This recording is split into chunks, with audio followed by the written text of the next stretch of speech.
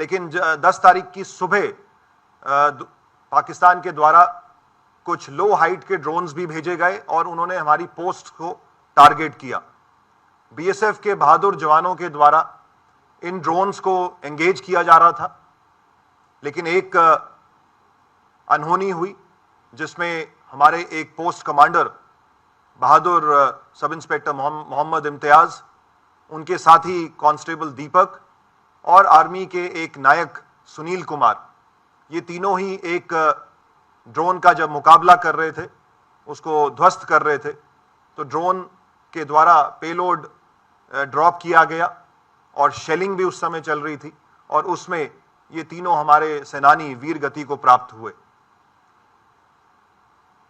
लेकिन बीएसएफ ने हौसला नहीं हारा और उस पोस्ट में और उसके आसपास की पोस्ट में हमारे जवानों ने डटकर दुश्मन को जवाब दिया और उसी का ये परिणाम था कि पाकिस्तान में सियालकोट की इस बॉर्डर बेल्ट में दुश्मन को भारी नुकसान पहुंचा है। उनकी कम्युनिकेशन लाइंस को नुकसान पहुंचा है, उनके एडवांस सर्वेलेंस इक्विपमेंट को नुकसान पहुंचा है, उनकी पोस्ट्स को भारी नुकसान पहुंचा है और जैसा हमने आपको बताया कि हमने उनके टेरर लॉन्च पैड्स को भी ध्वस्त किया है, जिसमें लूनी, मस्तपुर और चकबूरा जो कि सांबा क्षेत्र के सामने है, ये प्रोमिनेंटली फिगर होते हैं। हमारे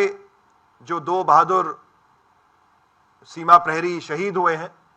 तो उनकी याद में हम अपनी 2 सीमा चौकियों का नाम उनकी याद में रखेंगे। इसके साथ साथ सांबा क्षेत्र में हमारी एक सीमा चौकी का नाम हम सिंदूर रखने का प्रस्ताव हमारे बल मुख्यालय और सरकार को भी भेजेंगे।